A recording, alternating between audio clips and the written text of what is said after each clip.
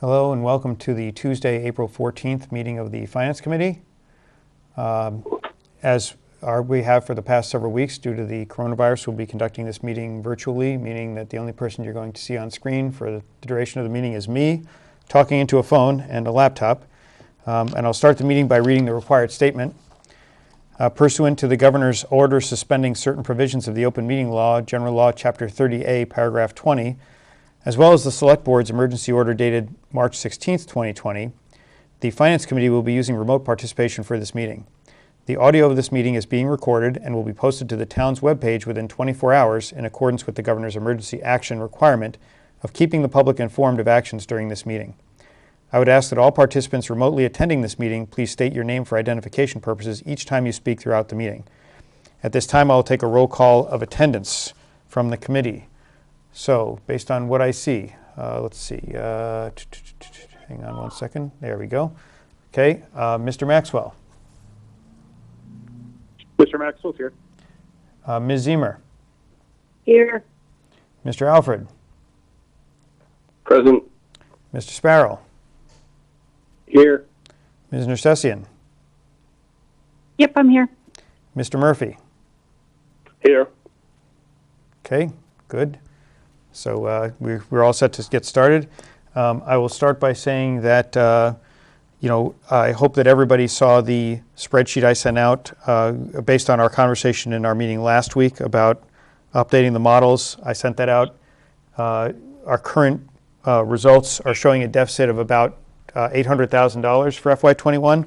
But before we discuss that, I wanted to fill everybody in on the wonderful day that I had sitting in on the state's virtual economic roundtable to get some information. As you know, that was supposed to have taken place last week. It got postponed to today. I took copious notes, and I'll give you some of the highlights or lowlights, depending on how you want to look at this. Just to give you an overview of how the meeting is run, essentially the purpose of the meeting is to give the House and Senate Ways and Means chairs information to formulate a revenue estimate for their budget preparation. So what they do is they have a set of experts, as I've always called them the council of elders, that come in and they talk about either their respective economic models or their aspect of dealing with the treasury, so to speak, and they give an update on where things stand. So I got to the meeting a couple of minutes late because my connection wasn't working well, but I joined when the state treasurer was speaking. The one positive thing that she said was that PRIT had great return on its fixed income investments in March. They were up like 39% because everything else was crashing. So that's one good thing. But generally her comments were that the lottery revenues have been down because 1,800 of 7,500 lottery agents in the state are currently closed. And of the ones that are open, they have greatly reduced hours. Sales are generally down, depending on the game, 33% year over year. Keno dropped 53% from in April so far of this year, trending versus the trend last year. The scratch ticket and revenue was lowest in the last 15 years.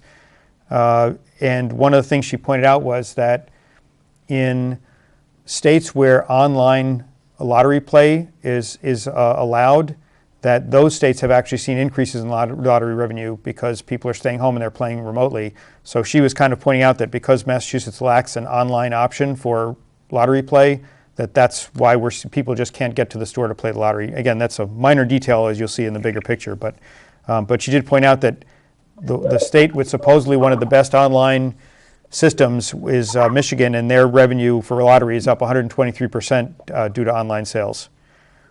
Anyway. She said also that revenue in terms of state tax revenue from alcoholic beverage sales for FY20 is probably on target, but in FY21 they expect that to be down 20 to 25%.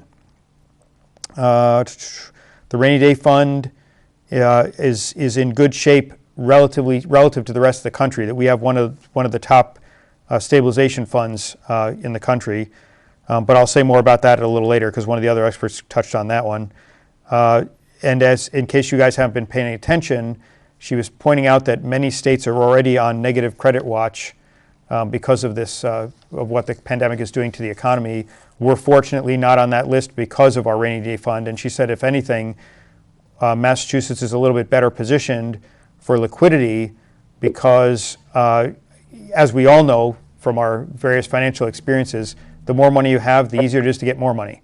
So she said that because we have a strong rainy day fund, that we're actually, a lot of bond, the investment community is looking for bonds from places like Massachusetts as lower risk assets in this environment. So she said, from our state's perspective, we should not have any liquidity problems if we need to go to the debt markets. She did say that several states, including Rhode Island, are experiencing already severe liquidity crunches. We don't have that issue, so that's a good thing. But now let's talk about some of the other things. The Mass Taxpayers Foundation, the representative from that group, talked and said that their projections are that tax revenue is falling about 14% for FY20. Withholding revenue has already dropped, or they expect to drop $1.2 billion for the remainder of the year, or something like that. They said that the unemployment, their estimate by their model is that unemployment will reach 17.8% in Q2. And by the way, please forgive me in advance if I misstate anything because I was taking these notes very furiously. So if I misstated something, I'm sure somebody will tell me and I'll correct it in the future. But this is just what I was writing down. They expect that with unemployment, that will reduce the annual wages paid to the entire state, meaning the sum of everybody's wage in the state that's working, by about 12%.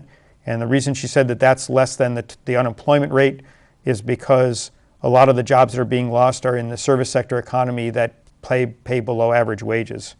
They expect that, that there will be a big hit in FY21, but that there will be a return to what they call normal in FY22. They project a drop in car sales will hit the sales tax because that's a big component of the sales tax that the state collects. They're looking at something more like a W than a V or a U because they said when activity resumes, their model says that there will be an initial spike from pent-up demand, but then that'll subside, and a further climb back to normal will depend on everybody's personal financial condition, which obviously is a strong function of how long this goes on. The statement they made was no economic recovery will take place until people feel safe, and no recovery to pre-virus levels until a vaccine or treatment is available, because people will not want to gather in groups, go to restaurants, things like that, in any major way until they feel safe. The most optimistic projection in their model says that the peak will occur in April or May, and that the economy may begin to, in the state, this is all state level, the economy in the state will begin to reopen in June or July. But they said the pessimistic model is either a fall peak because this keeps going on for a while, but without the distancing measures having an impact, or there are waves of illness because we reopen too soon, and you have multiple waves of this that go through the economy. They said that if the pessimistic scenario materializes, it would take years to return to pre-virus levels. They said that Massachusetts has a certain number of risk factors that make it a little more vulnerable. One is we have more exposure in general to the virus. Obviously, it's circulating here more than it is in some other places. The density of the population, cities like Boston are densely populated, which increases transmission likelihood. We have an slightly older population, which also obviously predisposes for the virus. We're much more globally connected than a lot of states are, so we have more global travel, which makes it a risk, and same with tourism. And then there were other things like that. But the bottom line is that they said that they're looking at non-tax revenue. Basically, they're looking at a revenue drop on the order of $5 billion probably. But they said that Mass should receive $2.6 billion from the CARES Act, but it's unclear Right now, the way the act is written, they said that it appears that most of it is for FY20, not FY21, so that wouldn't help the shortfall then. The next speaker, they said the other thing they said was in a month that all the speakers said is in a month the picture will be clearer for modeling because we'll have much more knowledge about what the trend is with the virus. The next speaker was from the Beacon Hill Institute, and they said they do more macro projections, but what they said is they expect U.S. GDP down 7.4%, and this is calendar FY20, not fiscal FY20. GDP en masse to be down 7.2%, unemployment en masse to be 14.7% by the and that mass tax revenue will be down 20%. Their comment was a policy of caution would be prudent. The global economy will likely face depression-level GDP reduction and job losses. BOA's GDP projection right now is for the country is minus 10.4%. Goldman is minus 6.9% year over year. And those both assume a V-shaped recovery that most people are thinking is more and more unlikely. I'll try to go a little faster here so we don't spend all night reading my notes. But let me. Okay, the state to date, if you look at the trend from when the lockdown was imposed, and nobody. I'll just be clear. Nobody on the call was saying this was going to continue. But they said that the initial short-term drop from the shutting down of the economy, if you do a comparison, the state is losing approximately 30% of GDP right now, right? Which is obviously a huge amount of GDP. They said Massachusetts has seen 468,000 unemployment insurance claims in the last 3 weeks. That puts our unemployment rate at 12%. Prior to the virus, the number of unemployed in Massachusetts was something like 112,000. I had that written down somewhere here. It was like 100 and something thousand, low 100,000s. If you look at 2008 for comparison, they said state revenue fell 15% in 2008 and 13% in 2009. So they said for calendar 2020 alone, you should expect minus 20%.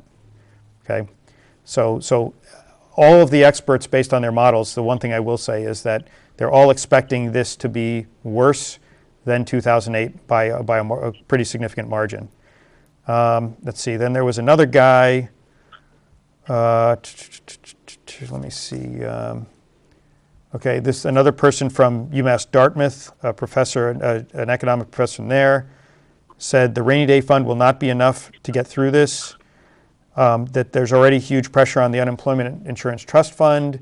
At the current pace, the unemployment trust fund will be exhausted in 6 weeks at the current demand level, which of course won't really happen. So I don't want to scare anybody out there into thinking they're not going to get their unemployment, but that's what the burn rate is right now.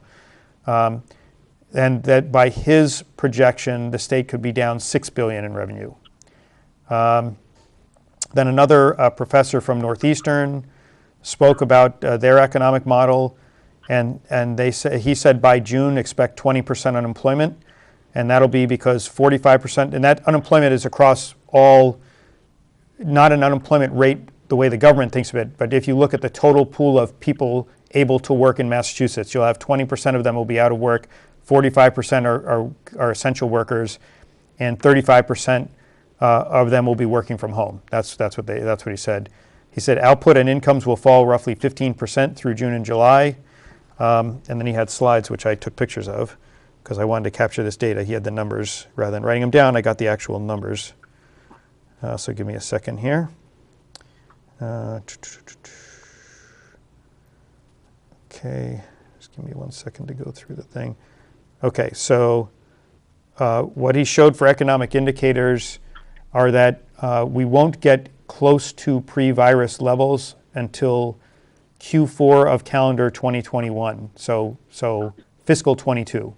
Okay, the assumption that he made, he said this is based on a model that they've refined, but he talked about the assumptions and how some of them probably don't apply. He said some of the assumptions are that behavior will respond to economic conditions as in the past, which he said probably won't occur.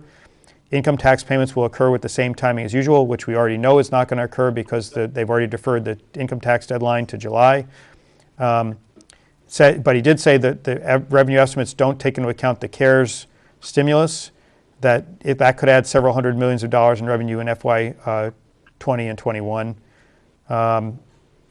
So it's possible that, he did say he doesn't expect it to be as bad as the model is predicting. Let's see. And also there were timing of capital gains, because obviously capital gains tax have fallen off the rails too.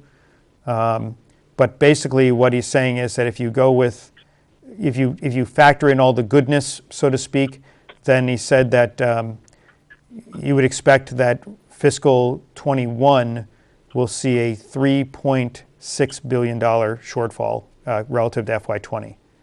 Okay. Now, for comparison, he showed a chart of what the prediction was before versus what it is now, like pre-virus and with the virus. So to put that in context, going back to December, the projected FY20 revenue for the state was $30.595 billion, according to this model that they have. And that's now revised to $29.692 billion, which is basically flat, essentially flat with FY19. And prior to the virus, the projection was $32.1 billion for FY21, and now that's $26.1 billion, and that's the $6 billion he was referring to when he said that the virus is knocked $6 billion off the revenue projections. Okay. Let's see. I only have a little bit more here. Then they had people from. Let's see. I'm trying to think. This was. Oh, there's another guy that said that the state would fall $2 billion below its benchmark in FY21. That for FY20 we're trending $507 million below benchmark. But there was agreement that we should be. Not that we should be okay for FY20, but that FY20 may be manageable. Then S&P and Moodys had representatives there talking about some big picture things, what they saw, and they said that the major thing to remember is that the economy has become. We've always talked. The economists have always talked about how the U.S. has transformed into a service economy, and they said that the S&P person said service activity collapses with social distancing, and that's what's having the huge impact, right? You don't have a service sector economy when you can't interact with people. So they said that there are lots of questions right now. They expect the Q2 GDP drop to be, for the nation, to be in the 30% range. They said there are other things like the 737 MAX issue that people have forgotten about that's still hitting GDP. And of course the whole thing with the oil industry. There are questions about the speed of rolling out economic recovery when the virus is contained. They said that until the virus is contained, there's all this talk is just speculation. But they said that one of the things that is likely to be under considered is that schools need to reopen first before you see any robust recovery. And the comment they made was that if you look at people, if your kids are home from school, so a lot of people can't go back to work. So they said that there will still be some people working from home, but that you can't go back to pre-virus activity until you get schools open again. So their comment was, we talk about opening the economy, but if you keep schools shut, there's going to be a big chunk of the economy that can't go back to work. Moodys said they are thinking of this as a moderate recession scenario. They have different kind of severe, moderate, whatever. For their analysis, they said the size of this downturn is not unprecedented. It's the timing that's unprecedented. In other words, we've had downturns that have been this severe, but they've taken place over a much longer time period. They said that the average state, which no state really is, needs 11% of its budget in its rainy day fund to weather a typical recession based on what they've looked at in historical data. They said in the current model, that should be more like 17%. They said Massachusetts actually fares a little better, so they would expect for Massachusetts they need 14 to 16%, which is much worse than a typical recession, but is better than most other states will need. They were projecting a 3.7 to 4.6 billion revenue drop, and they said that's an order of magnitude estimate based on macro factors, not state details. But then they did close with one comment that said, regardless of reserves, by every analysis they're doing by 2022, and I don't know if he didn't say calendar or fiscal, but I assume fiscal, that the scale of this recession will overwhelm every single state's ability to fund via stabilization. So his comment was, yeah, Massachusetts, you're in good shape from a stabilization fund perspective, but you're going to be wiped out like everybody else is in fiscal 22 if you rely on that to cover these shortfalls, if you rely on only that to cover the shortfalls. So that's the summary. So anybody have any comments, they questions they want to ask me? I'll answer it the best I can. But the bottom line with it from our perspective is it's almost universal that I walked out of there thinking we modeled 10%, we may be closer to 15 for a local aid cut next year. Hey, Ken, it's Dan. Mm-hmm.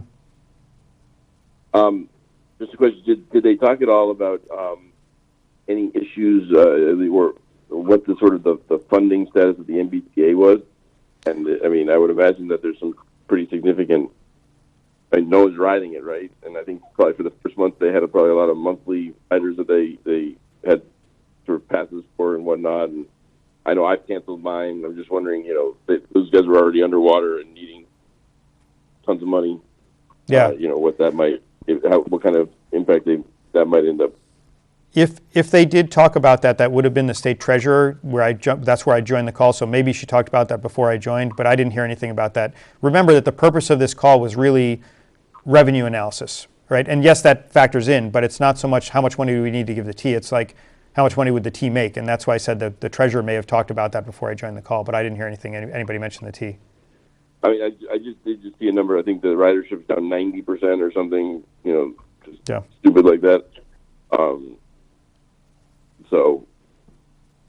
Yeah, okay. Yeah, so any other questions, comments? Okay, so I think that, as I said, I think that the bottom line, listening to the conversation today was, I'm guessing we're going to see between 10 and 15%. I mean, maybe more, but I think that the state will not let it get that terrible. I think they're going to look and I will say that the universal message across all these experts was, it's still a guessing game. You're still just doing your best guess because as cases climb, there's nothing to be modeled per se yet about when it's going to.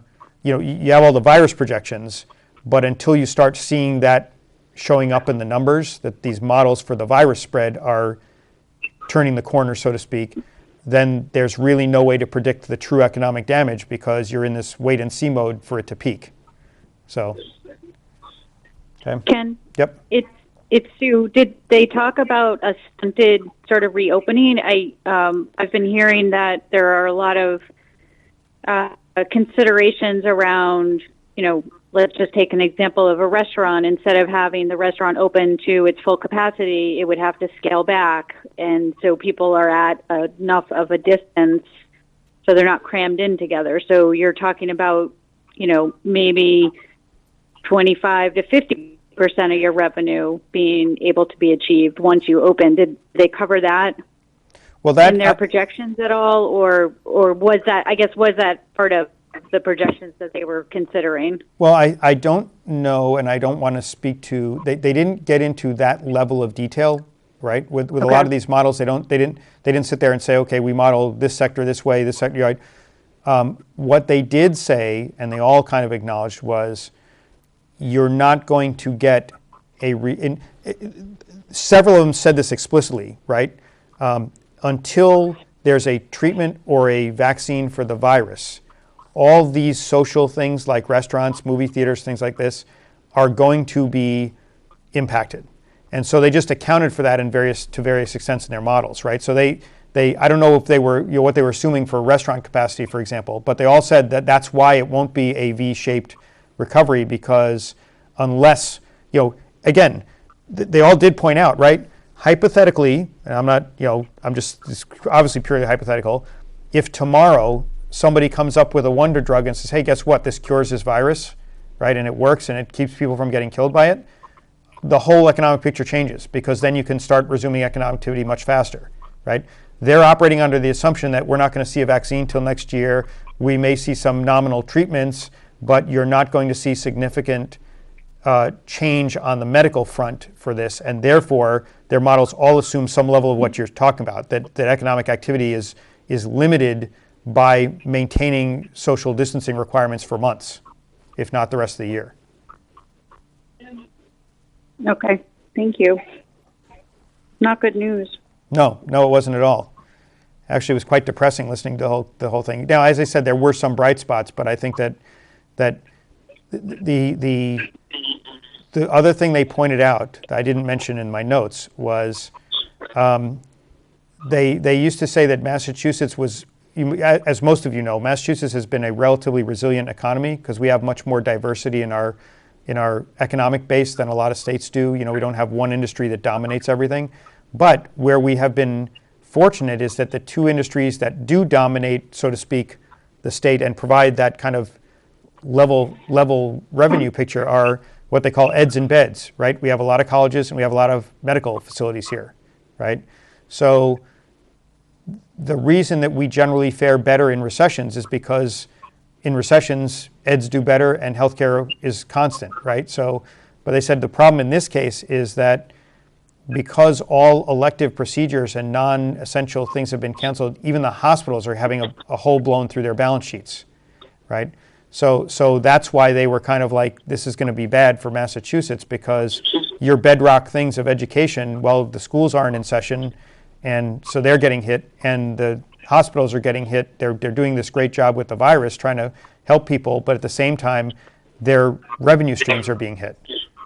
So it definitely was not pretty. So. Hi, Ken. This is Ben. I think one thing, and you did touch on this, and I think this is something we have to keep in mind, is that I think a big piece is when their school's going to reopen, and that certainly has to do with a lot of what is reasonable distancing and things like that. But without childcare, I mean, I know for my wife and I mean, certainly my wife working in schools, but beyond that, we have a kid that we need to take care of. And so without childcare, I mean, he's a little younger, but he is getting childcare through schools. And I think that's really one of the key pieces is making sure that the schools can open safely. Hopefully, with whatever budget solutions come out is that, if there's no school, if schools are cut back so much, then because they are such a large part of the budget, that can have an impact on how the economy fares because if people can't send their kids to school and they have to take care of their kids, then they can't go back. Yep. So I think that's a critical piece that we have to figure out. And then, I mean, I'm wondering if, are they going to cancel the school year and how is the summer going to look? Well, those are two huge pieces. Yeah, I'll give you one tidbit that I would speculate on. This is just my opinion, just to be clear. This didn't come from the meeting today. This is just based on what I've heard through various grapevines. The way most people are looking at it, at least from what I see, is that schools would not be considered for reopening until the state has 4 straight weeks of declining numbers of new cases. That's what I heard somewhere. Somebody said that at some meeting I was in, right?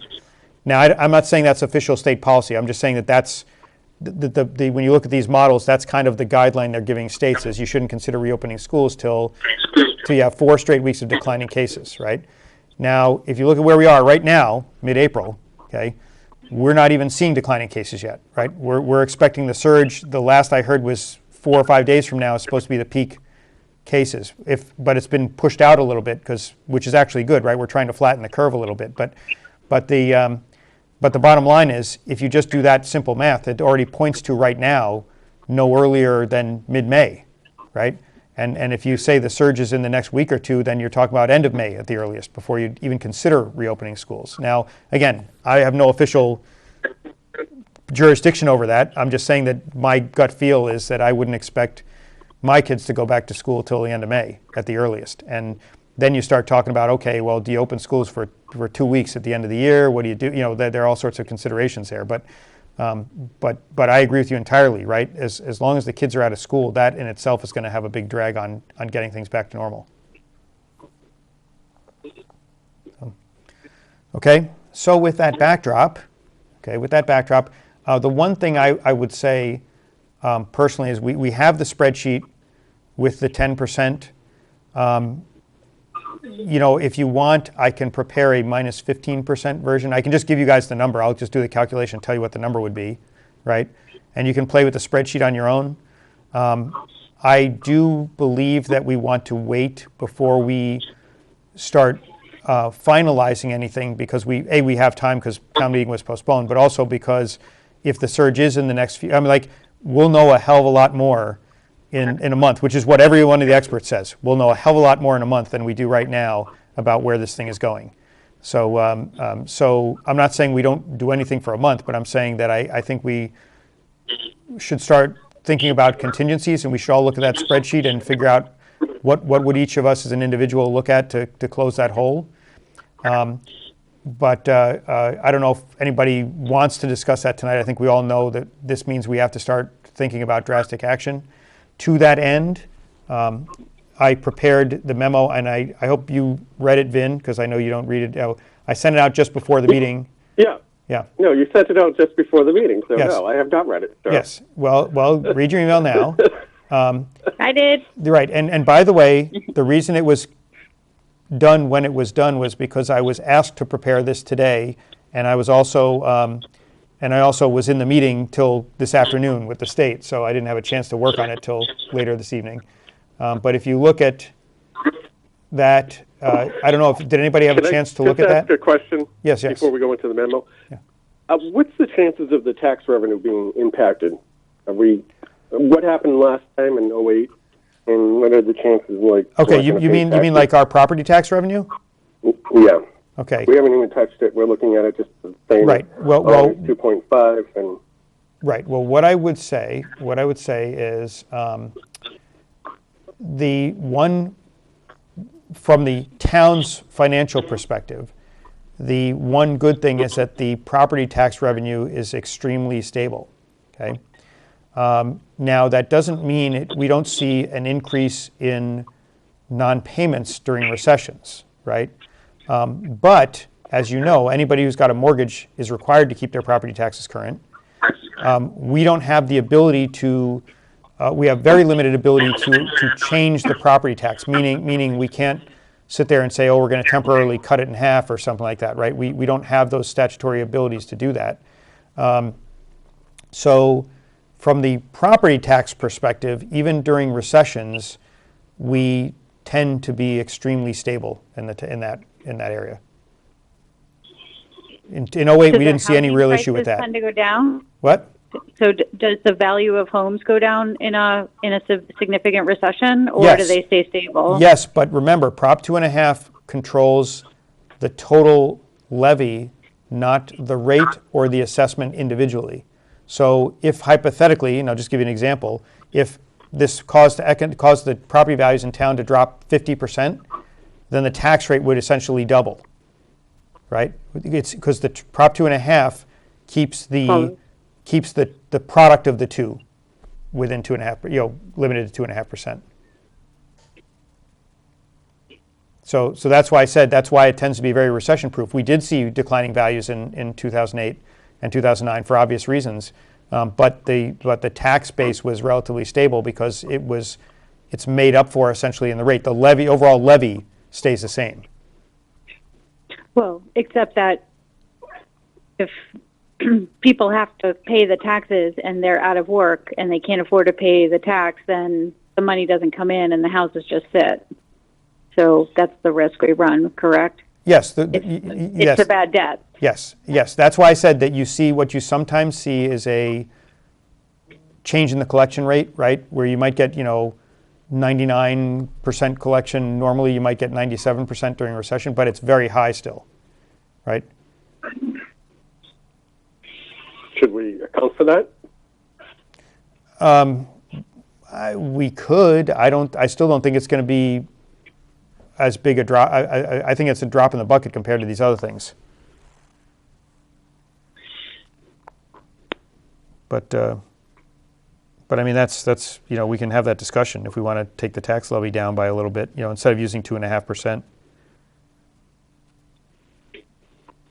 This is Michelle. I think I heard somewhere that if you have a mortgage, the bank pays the property tax. Yeah, well, that's what I said, right? If you have a mortgage, most people who have mortgages have escrow, are required to pay taxes through escrow. Even if you don't have an escrow account, you're still required to pay the taxes because that's a condition of your mortgage keep the taxes current. Right, but I mean, I think that the bank will pay it. Oh. Even if you're not making your mortgage payment, the bank will pay your property tax and then go after you because you're probably not paying you're probably not paying your mortgage either. But the bank wants to make sure your property tax is paid. Someone told me But that. the bank wants to make sure that the town doesn't come in and try to seize the property and Yeah, and no, that's a very Right. good point, right? Right. It's, yeah, because they lose, because the town can seize the That's property a for superior non-payment. right. Yeah. Right. Can we just, this is Vin again, can we just get a historical, what happened in '08 and '09 and get a sense of what the collections were?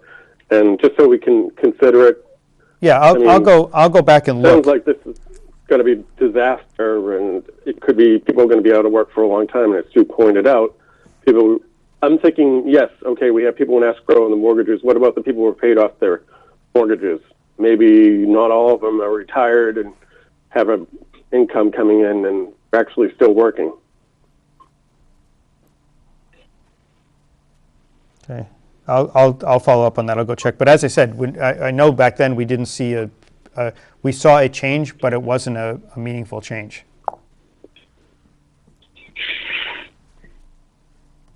I think it's true again, but I think my big worry is, and I wrote down, because I think you used the word depression, I wrote a big exclamation point next to it, which we haven't seen. So I worry about that.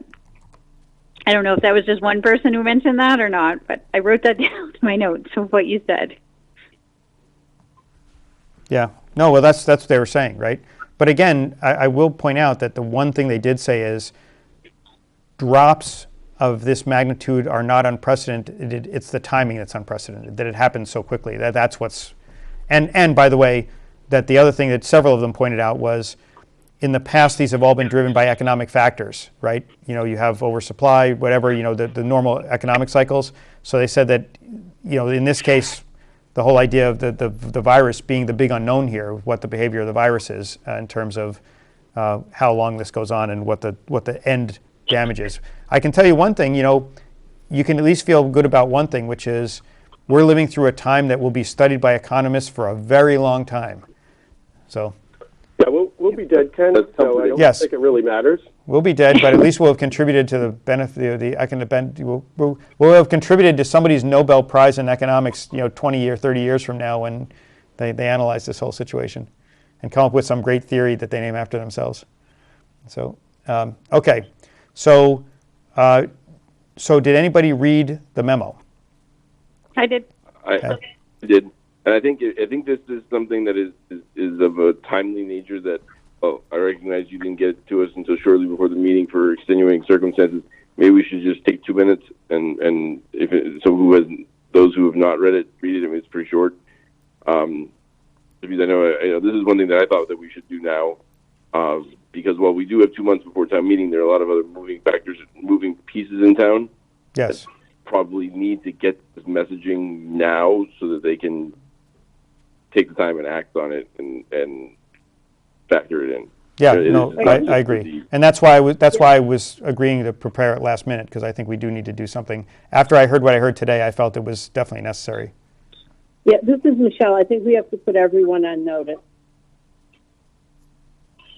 Okay, so among those of you who read it, well, if you haven't read it, read it. Go ahead and read it. While those of us who have read it, will talk about their changes. So, whoever read it, give me any suggested changes. I'll try to edit it on the fly so I can get a final version ready for approval and distribution while we're talking. Well, Can we say- The only thing I would Okay, No. one at a Dan, time. the only Can I thing I speak? would say that what Okay, Dan, go Who's going first. to speak? Okay. the only thing I was sort of maybe was missing was, and granted we've sort of been talking to the groups that may have this, if there are budgets in town that are seeing increased costs due to the virus that are necessary to let us know about these, ASAP, blah blah, and just ensure that we're going to make, because the primary goal of our spending right now needs to be on public safety. Okay, well, I will tell you, I can add something if you have suggested language and where to put it, I'll put that in. But on the other hand, the one thing I would say is that we're getting that from the chief, right? That's what he's providing us with, is the spending for all departments for this on an ongoing basis. So we can ask, and we can put that in here. I did put the bullet point, one of the last thing I put in there was that, the services related to the response are to be maintained as necessary to protect public health and safety. So. No, it's true. I don't know. It just feels like maybe take this opportunity to add it, but I mean. Well, as I said, I'm not arguing against it. I'm just saying, tell me what you want to edit and where you want to put it. What you want to add and where you want to put it. I don't know. I hadn't thought that far ahead. Okay. Well, think about that while Vin speaks. Go ahead, Vin. Can we put something in there like we'll look at this back in the fall, and understanding that things could change, just to give some people hope. Okay. Rather than this dire, which it is, I totally agree. But we were talking about last week of looking at everything in fall during the fall meeting. Yep. Ken, it's Sue. Yeah, go ahead, Sue. I'm just trying to think of where to put what Vin I wants. think 2 questions. Should we put anything in on collective bargaining agreements specifically, that those we would recommend holding off from signing until we know more?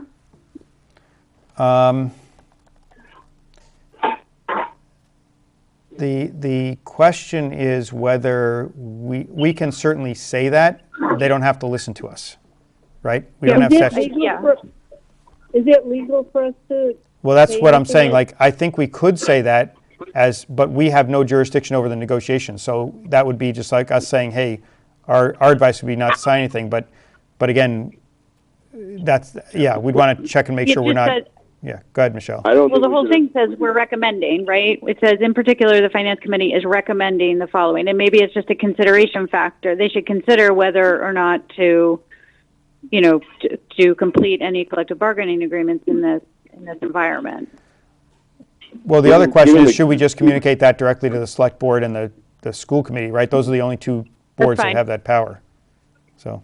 I think fine. given the sort of the sensitivity around that, I would be hesitant to put anything like that in a sort of an official communication. Okay. I think NLRB. I think the message gets across. This is Michelle. I'm not sure what the NLRB rules are about outside interference. So I just. Okay. Definitely don't want to create any particular issues. The other question I had is item number 4 pertaining to the studies that were in the last version of the warrant that we saw. Okay. Yeah, we'll. Yeah. So you're saying you want to add that, like say this means you, select board, with your studies? Well, it sounds would like what you want. Inclusive of the studies. Because I would argue that maybe one on the water that you said might be essential. The rest of them are absolutely non-essential, and so that should be deferred. Yeah, and okay. Well, okay. Let me just, before we go down that road, let me just make one comment. Vin, I added to the sentence right after the item, the 6 bullet points. I said, with no clear path to a restart of the economy, the Finance Committee will be looking to recommend an FY21 budget that is as bare bones as possible.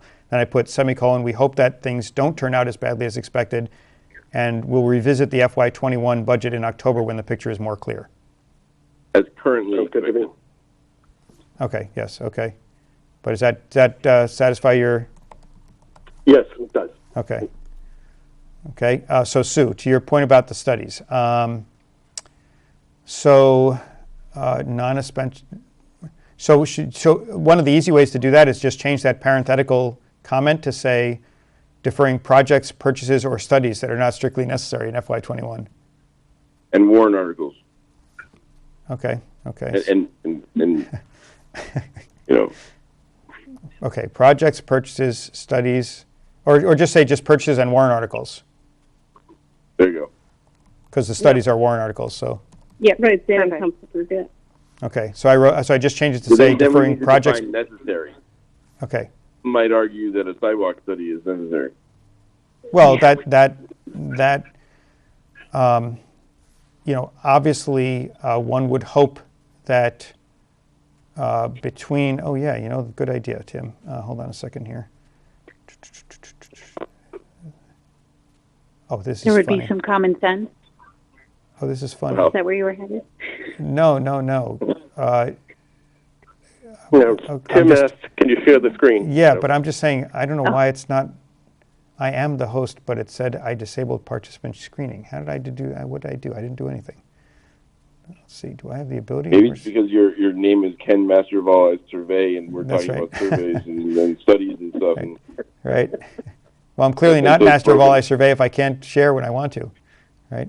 clearly, The I'd use the second of your 3 MIT degrees to get this working. well, the thing is that it worked before. That's what's kind of weird. So I'm just wondering why it doesn't think I'm the host. I don't know.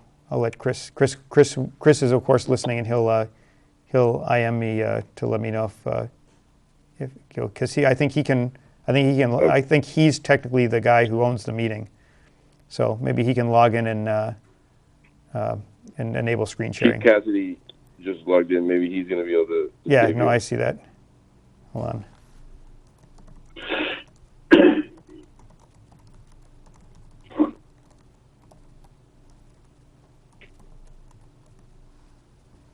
Then you look like a woman. Yes. That's my wife's Zoom account. So I was doing this last minute, and I'm like, oh, I'll just type this in, and it was her default. I'm like, yeah, whatever. So What happens when people get haircuts? that's right. That's what I'm going to look like at the end of this. Yeah. Well. Look, I'm going to have a ponytail if this virus keeps going for a while, right? So. So The, can I make a comment on the Yes. memo? Yes. Let's get back to that. I don't know where it would fit in, but this is Michelle. Mm-hmm.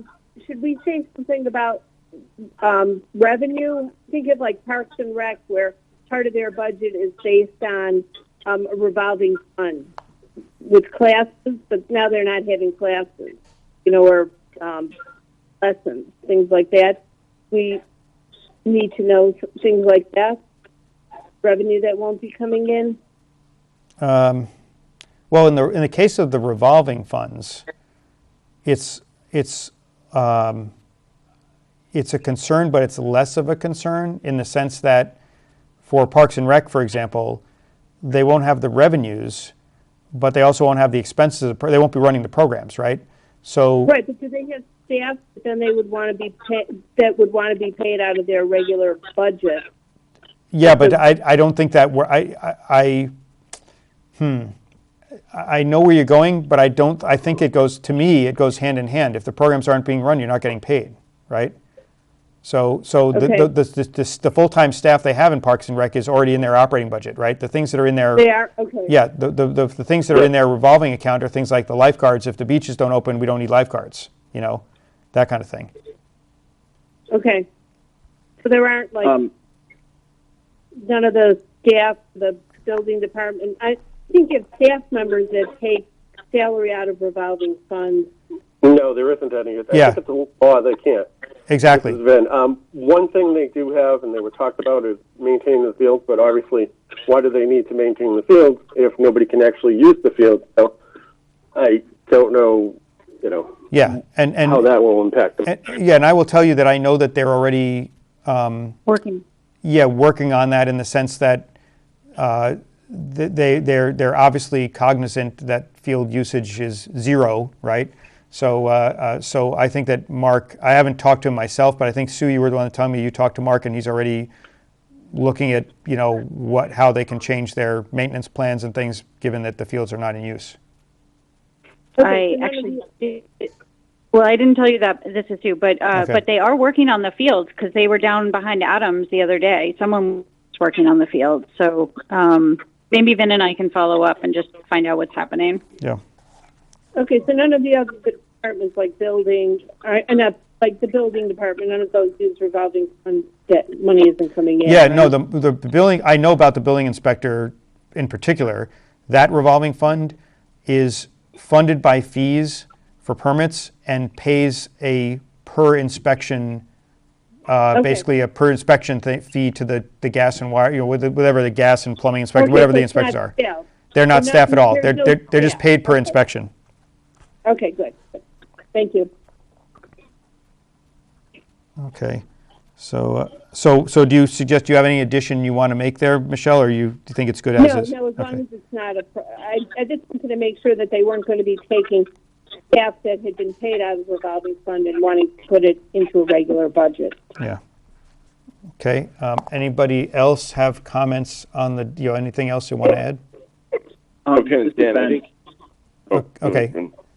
Okay, Ben, go Ben. You go first. So I'm not sure how to put this or what we should do with this, but along the lines of the Parks and Rec, but looking at things like the senior center, and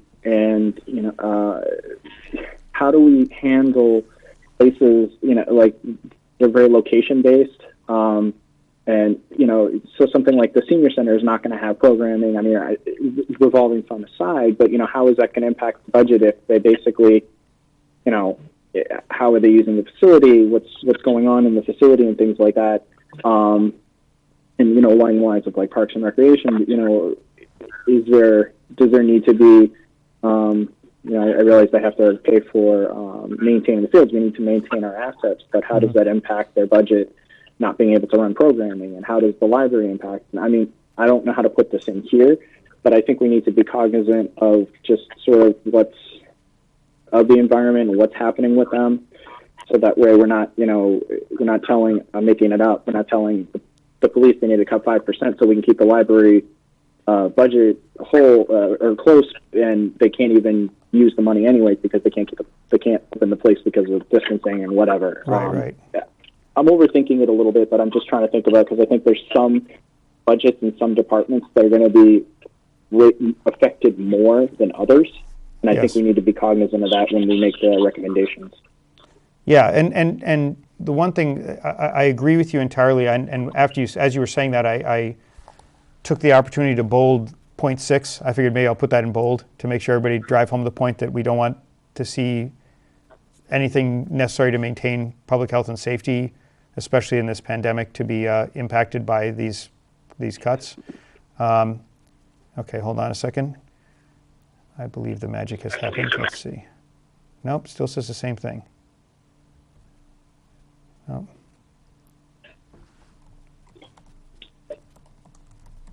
Okay, I thought I could share, but I can't. Okay.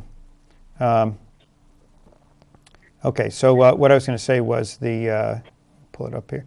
So I think to the point of things about, I mean, remember that the point of this memo is to get everybody thinking about what they're going to need to get by.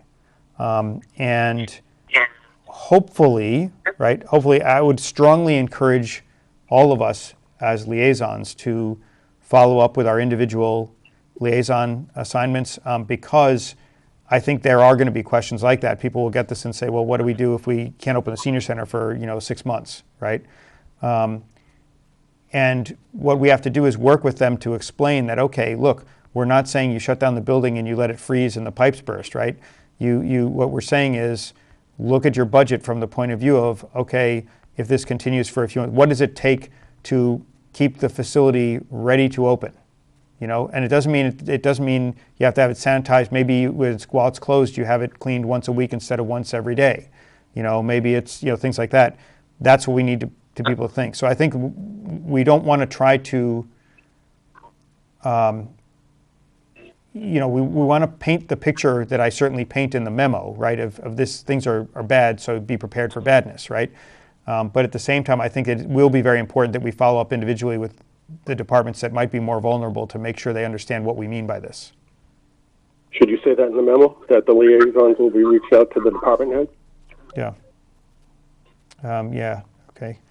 So this is Dan. What I wanted to say, we kind of are alluding to it, but we don't specifically say here that we're looking at a zero budget. I thought I did say that somewhere. Let me see. Am I missing that? Oh, no, you're right. I said, oh, you're right. Okay. I can add another bullet point. Zero budget? What does that mean? Like not opening at all? No. The zero, no increase in bottom line. I mentioned zero COLA and zero salary, but he's saying mention zero overall appropriation. Got it. Okay. No, it's very possible that it actually comes in lower than that. Right. But we have to actually cut. But I think that we should specifically say that at this point, we're adjusting our max guidelines to 0%, and that we don't know at this point where it's going to be, but we know we won't be growing budgets. Do we think we can even get to zero though? But I don't know where. But I'm just saying max is going to. We know. We don't know, but we know that we're not going to be growing them. Okay. So that's why I would say that the best case scenario is that we're able to hold budgets flat. But look, this is.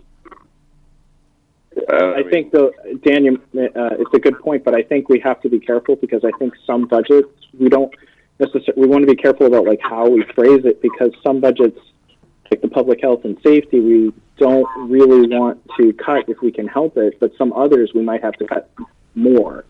So putting any numbers, we don't want the police to go through an exercise of cutting 5% per se if we can help it. But we might have other departments that we need to do that with. There obviously will be caveats for public health and safety. I don't think that we're in such a situation where we would need to start looking at cutting the police budget, for instance. And obviously, we and given everything going on, we need to make sure that we're maintaining that, unless somehow the world totally drops off a bigger cliff than we've already dropped off, and like we're in really, really dire straits. I think that what I'm saying is I think that we hopefully will be able to fund some of the potential gap with that with the stabilization, right? That's sort of why it's there. I don't think that we're going to be using stabilization to grow budget. So that's why. No. So that's why I'm saying. No, but I think anything that could be pushed off, then we should be trying to push off. So if there's a training that maybe isn't critical for FY21, that could be done in maybe early FY22 if things are getting better, or even if it could be done second half of FY21 when we know more in October. I think that should all be on the table. So I agree with you, but that's kind of why I want to do 0%, because I think that some steps and lanes is going to kind of force them to do it. I don't really want to. I mean, and this is more me than I know that there are other members that sort of like doing this. I don't find going through every single budget and trying to wring $50 here, $200 there. I mean, when you're looking at a $60 million budget, that just to me is almost an over sort of it's not an overreach. It's certainly within our purview, but it's a little bit. Well. Here's the question. I think there's a practical question here as well, which is. Are we? I would presume we are not going to have everybody come back to us, right? If anything, we'll just have them provide the data to us, right? And we'll go through the budgets and come up with a spending plan. I think it's a waste of time to have everybody dial in again and talk about their budgets. Just give us the data, right? At this point, we've already talked to all of them. They can provide whatever commentary they need to if they give us, and that's why, with part of this. That's what I was debating, right? You should see my screen now. Do you guys see the document as I'm editing it? Okay. So I started to write when you said that. I said I was going to say expect a revised guideline for FY21 of no more than the FY20 spending level and possibly less, right? But the question is, what is in a sense, actionable for them if we're going to take that step, right? If we're going to sit there and say, okay, we're going to look at this budget and we're going to say, take it down to, you figure it out, but take it down to, we're going to take it down to 0. Well, we can ask them to come up with recommendations for it. Yeah. And I would also say expect to revise guidelines with some limited public health and safety exceptions for 2021. That way we kind of cover that off. And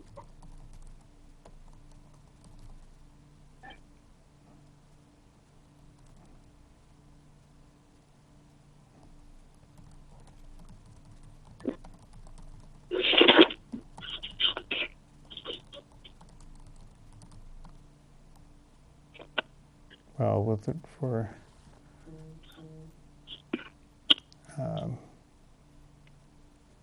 let's see. I'm trying to think of how I want to word this. Sessions from. Well, actually, how about if I do this?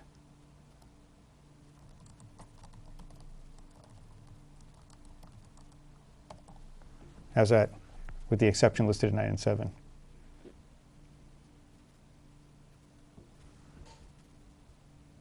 So, I mean, Yeah, I worry that we keep salaries the same as they were this current year, and we keep the rest of the budgets the way they are this current year, and there is such a significant drop in revenue going to the state. We have a huge increase in unemployment. It just, I don't know. I think I'm challenged with, is that realistic? So you're thinking that's too optimistic. I think that is optimistic. I mean, listen, I mean, there's lots of discussions with organizations around taking pay cuts. There's furloughs. There's people, I mean, there's honestly, pensions are on the table, I'm seeing. I mean, there's just lots of stuff. And I don't know. I mean, in the public sector, I mean, and given that we've done a good job, I think that we try to fill the gap at least for next year with stabilization. I mean, obviously, look, it depends. If the total bill that we need for stabilization is $1 million or less, I mean, it shouldn't be too much of an issue. But if it starts to tick up towards $2 million, depending on how things go, then yeah, we're going to need to make some cuts. But we've done such a good job being conservative over the last 10 years and building these reserves. I think that we need to try to at least hold spending as best as possible to last year's level. If we can. And keep in mind, the people when they come to work in the public sector and they come to work in municipality, especially, they're not getting paid what they would in the private sector, where you're seeing pay cuts and furloughs and things like that. It's a different social contract, if you will. So, I hear what you're saying, and look, I agree. I mean, I think there's something, at least 1 in 4 Americans has now either lost their job or has received a pay cut and higher, and even heard maybe that's like 80% in Massachusetts or something like that. I mean, it's a pretty insane large number, but I haven't heard of municipalities laying people off yet, and so yeah, and I will tell you, right, that we have this kind of, I told you about this kind of economic team we have that we meet Tuesdays or something like that. We've been meeting for half an hour, and when we talked tonight, I kind of told Jeff and the others, I said, for FY21, everything's on the table, and that includes furloughs or layoffs if situations warrant it, right? So it's not my decision, right? That's select board decision. But I said I wouldn't. I said financially everything's on the table at this point because we don't know where we're going, because we don't have a clear enough picture. So, but I do agree with you. The one thing I say, I'll get to you in a second, Sue. But one thing I do agree with is we have built our reserves for just such a crisis. So I think that if we can get close enough that we can use a little bit of stabilization to keep it at zero, I think that would be a good thing. And if anything, that demonstrates why we did what we did for all these years. So Sue, you want to say something? That was no. That was Michelle. Oh, but sorry. I agree with exactly what you said and what Dan said. I think we should have a maximum of what we'll go up to. But I like that approach. So Michelle can jump in now. Sorry. Right. Yeah. Michelle. This is Michelle. Yeah. Last week we had discussed the $2 million from stabilization, and I think it's really important that we hold firm that $2 million and not to exceed it. $2 million is too much. Right, $2 million is too much. If we use $2 million in FY21, we're screwed. Right. That's what I said. Right, and we have to be really clear about that because we have to remember that there's negotiations occurring right now, and I just want to state that for the record that if we're holding departments to this, and we know how much money there is, and there are negotiations that exceed what the budget capacity is, it will result in layoffs. And it will result in larger classroom sizes. It's not going to result in, it's not going to be with people being paid more money and keeping everything else at the status quo. It will result in layoffs because money. Well, as we said last week, as many of us, certainly I said last week, I think that stabilization is a very good use for the situation that we're in. I am not interested in using stabilization to pay for pay raises. Yeah, Right. and that's actually dangerous. We've got to be clear. Yeah, and then that's actually dangerous because, if we're using reserves to fill in a small gap during an economic downturn, that's what you're supposed to use it for. But for payroll expansion, the problem is, again, it's kind of like what I said before about capital versus non-capital, right?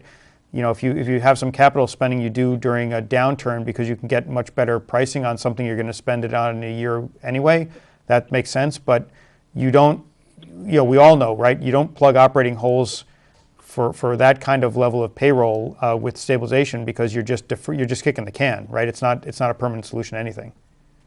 Right. So, it's not to give people raises. yeah.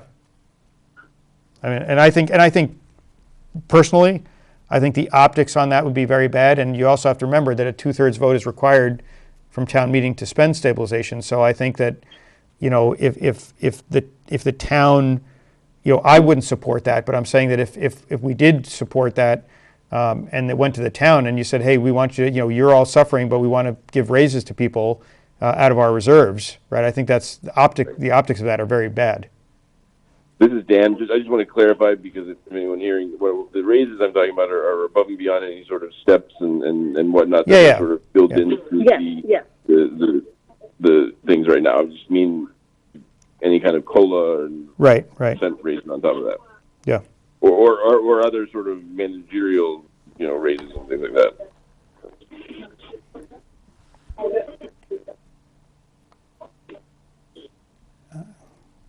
This is Ben. I had two other little things. The first was just thinking about as we try to protect jobs and thinking about trying to keep people on the payroll whenever possible.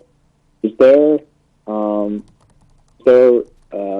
I'm sure there would be somewhat of a chance of people picking up benefits, particularly health insurance, in the event of if we preserving some jobs, people might say, okay, my spouse lost a job and they need to put them up on my insurance and get a family plan, for example, that they used to have. Have we looked into what the potential, if there is potential benefit impact to what's happening for the town? Not yet, but I'll talk to Mary about that.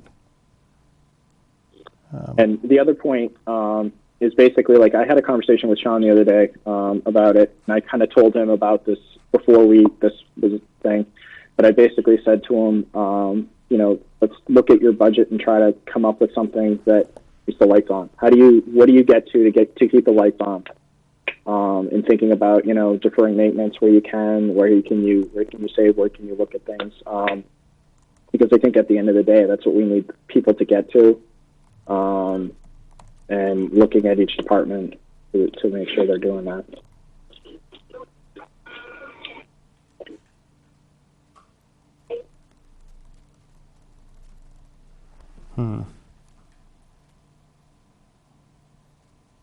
Yeah, I don't know.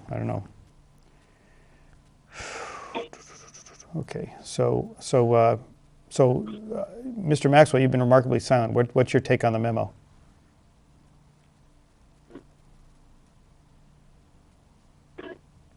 No, I'm just agreeing with all the comments, all the feedback. I like where this is going.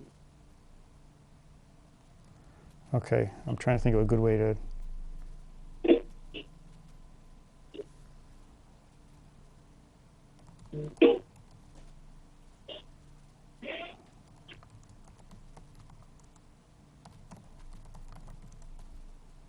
So, me, Ken, it's Sue. I love Ken's suggestion on sort of, keeping the lights on. That to me is sort of bare bones. Dan's suggestion is a little bit less conservative, which is sort of last year, keeping things sort of level. Right. So that from last year. I'm just wondering what sort of one is most conservative, one is least conservative out of the two choices. And I'm wondering, do we try to work with each of the department heads on sort of the more conservative in case that's where it falls out after we sort of use stabilization? Well, that was the reason I added what is item 6, right? Because that to me is the okay, get rid of everything you can, but then tell us what else you get rid of if you had to, right? That's Except kind. that just one thing though, Ken. Yeah. I mean, you've had sort of that same thing in every single memo you've sent out, and it doesn't ever come back. Okay. I mean, we don't get anything. So I mean, I absolutely think it needs to be in there. But if you go back to all your memos, we always ask what would you cut if you had to get down to whatever the percentage is, and we never see that. So, I mean, I think we have to sort of tease it out. I like what Ben was doing. I don't know if that's us, if that's Jeff. Well, Ben, do you have suggested phrasing for how I mean, what I suggest is that if we're talking about potential personnel cuts, that should be the select board, right? That should be something where they should be, that's a personnel matter. They should be talking to department heads. And I will say that at the finance team meeting tonight, when I was talking about this, I did say, it's not our job, but I would fully expect that the hope that the select board would be preparing for that contingency, right? We have staff that are currently being paid and are not able to work. So there are some staff working from home. A lot of people are working from home, but there are some staff that are either working very reduced hours and getting paid for full time, or getting paid for full time and not working at all because they have no ability to work, because of the closure of town hall or various closures, right? So there was a discussion of, what do you do in that? And I basically said to Jeff that I would hope that he would take that back to the select board to say, okay, if this continues into the next fiscal year, there's the drop in revenue piece of it, but I'm saying if let's say the recovery part of it doesn't really get started till late summer, right? Well, there are at least furloughs or other actions we should be taking if that's the case, right? So let me, if I can, just jump in for a second. I want to just address what Sue said, being that there's that bare bones and then sort of mine, which is a little bit less bad, and I get that mine is certainly less drastic, but I just want to say that I've been looking at the numbers and trying to back into things, and I just want to sort of walk you through my thinking just quickly, because I don't think it's as not dire as you may think at first blush. So we've got a budget hole of $700 and some odd thousand at the bottom of the budget, almost $800,000, right? But that's with $250,000 of political appropriations. Yes. So if you reduce that to $100,000 to cover the emergency radio tower, work that needs to be done, now you're at almost $600,000. So that's with a 10% cut in state aid. So if you assume another 5% for sort of a worst case, that's about another $500,000, and you're at call it 1.1. And then if you say we want to hold maybe $400,000 on at the bottom line, just to be more conservative in case there are additional cuts within the year, and we want to make sure that we have the money not spent, you're at 1.5. I'm comfortable going up to about $1 million of and by the way, this is also including the full school request, which I think is right. not realistic either. So I think that I'm comfortable going between $500,000 and $1 million sort of from stabilization, hopefully towards the less, but that's about 12%. That's at the most. And I think that with the 1.5, and you reduce the schools maybe by some number, but a significant number. Maybe they're not down to zero.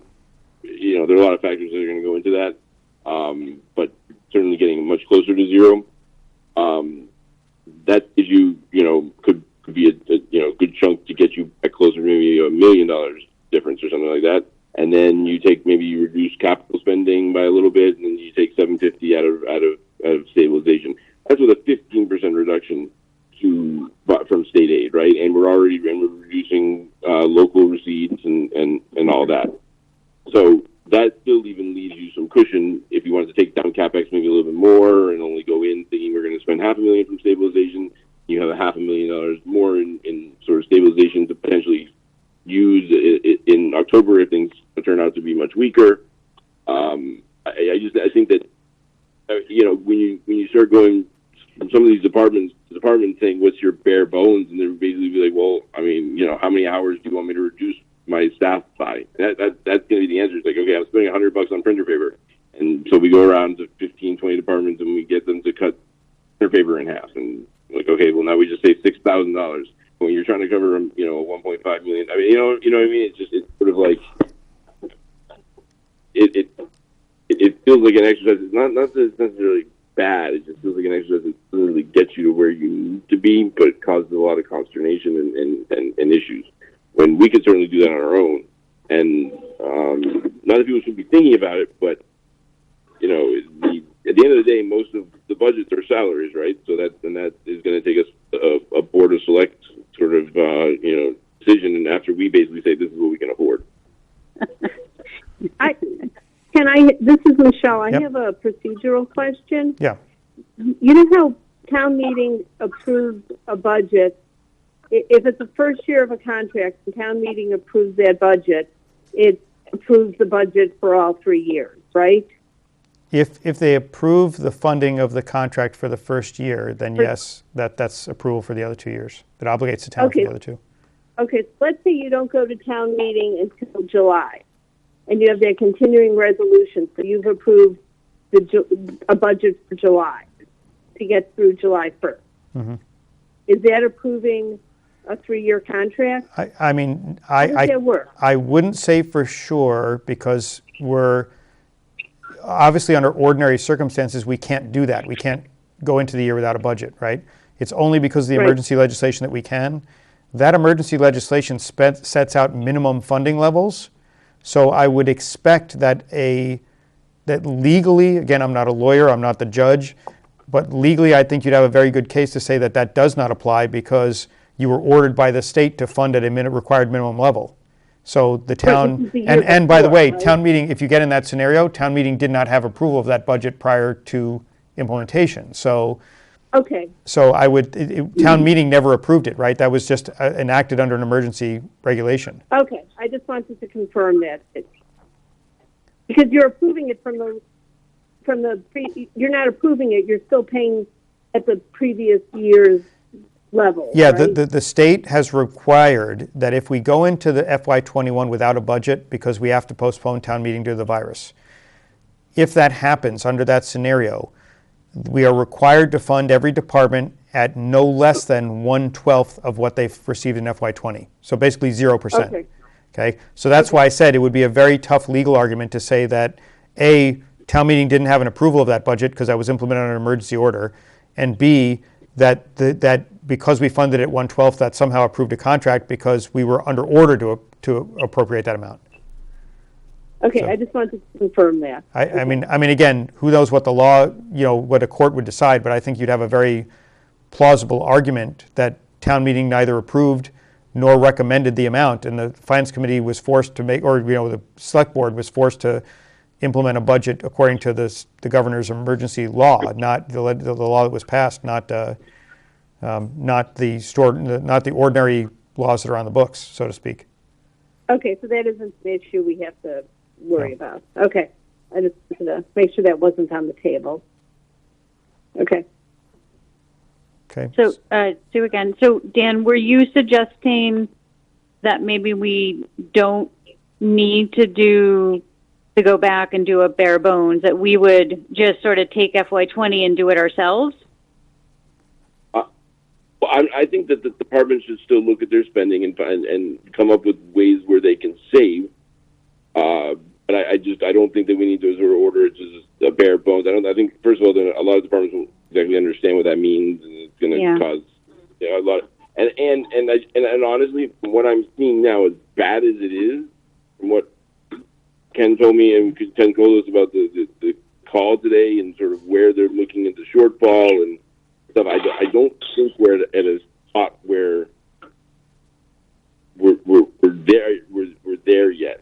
Given the reserves, if we weren't sitting on the reserves that were the stabilization fund that we had, and we didn't have the ability to spend a decent amount of money, we probably would be looking at some, basically, I think if you put us back in where Holliston was in 08, 09, I think we probably would be looking at like hour cuts and personnel cuts and things like that. But given that we've done such a great job building up these reserves, I think that we should do our best to use them to hold this year at least flat. Now, if we enter into some depression or certainly great recession or mini depression or whatever, and this is going to continue for a couple of years, and because keep in mind, one of the things we need to make sure that everyone in the public understands, and all probably two people that are listening, is you say, okay, well, we have $8 million in stabilization, so that's great, so we can cover an $8 million budget whole, or maybe we plan it, it's sort of, maybe last 2 years, and so we do $4 million and $4 million. But I mean, the issue is, once the state cuts budgets, it does not come back right away. So if we're putting in $1 million this year, you have to realize that you're probably putting in maybe even close to $1 million next year, and maybe slowly, just to keep the level, right? Yeah. To keep things level. And it's really important that this is not just some pot of money that we can, and I'm saying this basically for the public because I think we all understand this. I mean, it's very important to understand why that, and for me personally, $1 million is kind of where I'm comfortable looking, and I prefer not to do that. But yeah, I was going to say I'd prefer to be under $1 million. I would by a non-trivial amount, yeah. Especially for this first year, just really hope, and because we really do hope it's something that we can get over quicker than not. That's why I think we should try our absolute best to hold things flat this year, at least in the total dollar spending, and certainly not do layoffs or furloughs or reduction on hours. That said, I mean, it could be that we do this budget based on what we know, and we get to October, and obviously the economy's still pretty much been shut through October, or maybe we try to open up in June, and a rash of cases, pop back up, and we all scurry back indoors, and we're in a much worse situation than we were, and we had to do additional cuts. But even if we had to do additional cuts in October, that's still not the end of the world, because you are just a few months into the fiscal year. Yeah. Okay, makes sense. Can I just? But I'm just one voice and one thought. Okay, I'll get you. And I think, Dan, you made I think it's a very good point. But I also remember some of the things you said to some of the departments when you said, start thinking about places that you could cut. And when we had previous conversations with some of the departments, and I thought about that, and I'm thinking, it's not that I do agree that we'd love to stay at zero. We'd love to stay at FY20. But I think it's important that people start thinking about it. Don't necessarily go through a spreadsheet and start making actual line item cuts, but really start being aware of this, because we don't know the fiscal situation, and we don't want people to feel complacent about being at a certain level, and then in October we have to say, you got to cut another 10%, and it's like, I mean, I understand. I mean, we're in a tough spot. We're in a difficult position, and I'd rather people start, have these things in the back of their minds, like, where would you if you had to? Because to Sue's point, that number 6 is in every single one of our conversations and memos to the departments, and it really doesn't get addressed. And I think people need to think about it and think hard about what's important and what's essential, because we're in an unknown space here, and we don't want to have to. How's that? It's a scary spot, and I'd just rather see people start thinking about it, and I'd rather the department say it to us and come to us and say, look, I get it, and this is what we think we can get rid of to make sure that we can provide a service at a reasonable level. Because, like you say, like Ken just typed in, we should not be doing it. It's not, because that's just not. It's not our purview, and we don't necessarily know. No, and I don't mean to think that. I'm not trying to walk back saying that. I mean, I do think the department should look at cuts. There are going to be departments that are going to have multiple employees that are going to be on steps that are going to force that salary number to go up, and that therefore they would, to get to zero, they're going to have to cut in other places. So absolutely, everyone should be looking at cuts. I just don't want to. I want to make sure that we're clear that if we really need to start cutting and really cutting hard, it's going to be people. Yes. Can I just? I have an idea. Can I just say something? This is Michelle. Yeah, go ahead, Michelle. It's obvious that the only way that some departments are going to be able to cut is to cut hours, right? Some departments, yeah. And if it got that bad, yes. Okay, so maybe the way to do it is, instead of having departments do that, to go to the select board and change the hours to town hall.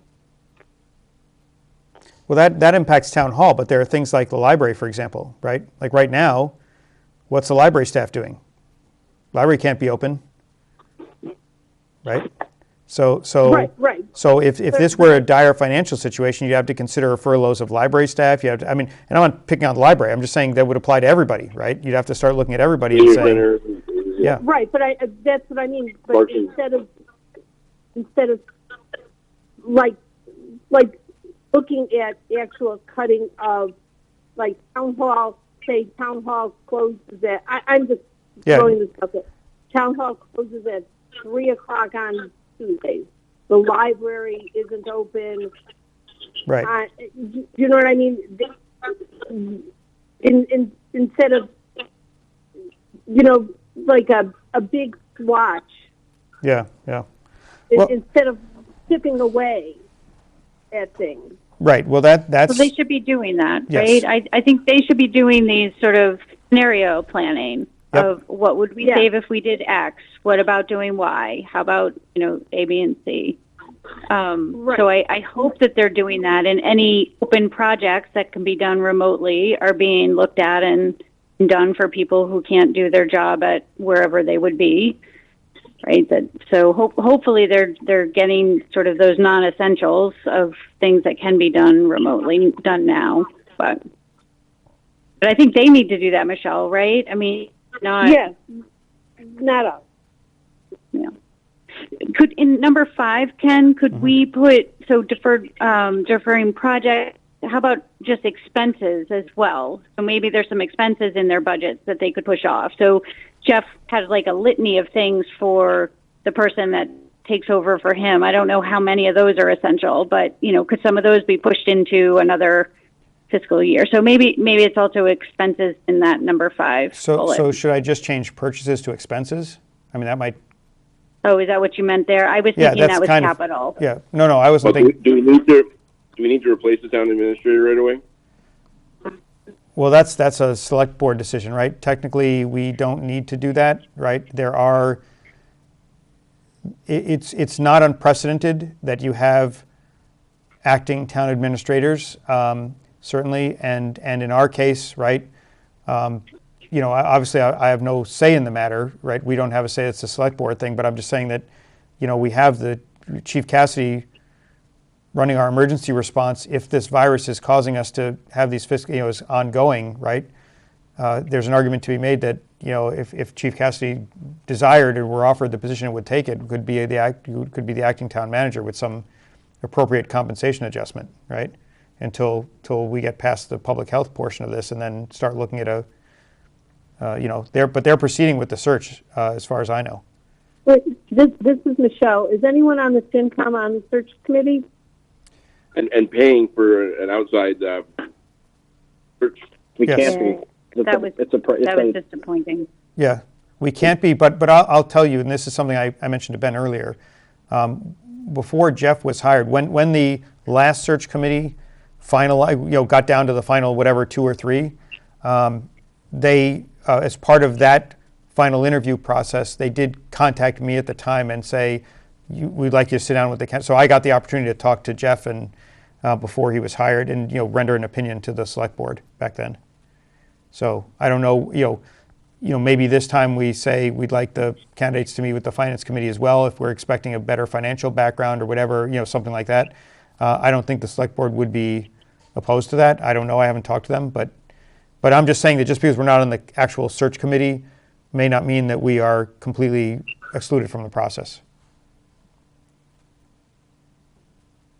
I mean, I would hope, as I said, given that their desire to hire somebody with more of a financial background this time, I would hope that they would involve us at some level at some point in the process.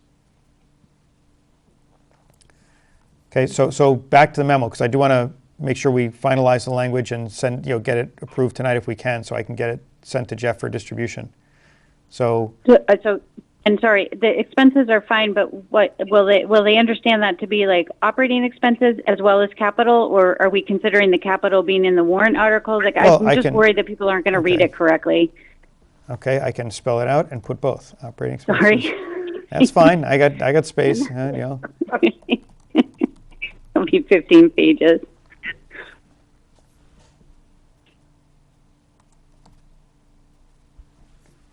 Does that sound good?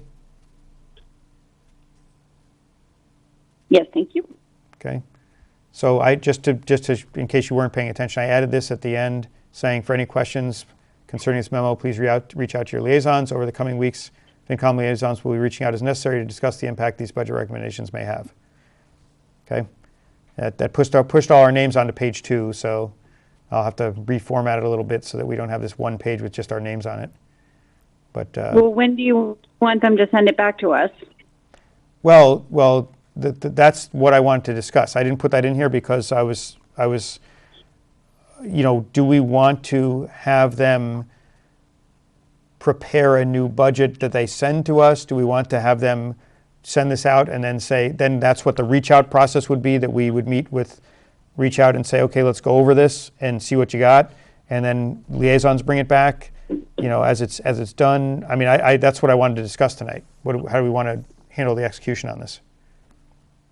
I mean, I don't know if there's a preference. We could just put a deadline in there, but I'm guessing that when we send this out, they're going to be, we're more than likely going to have to sit down with every one of the key departments to talk about this, right? Some of the smaller ones won't care.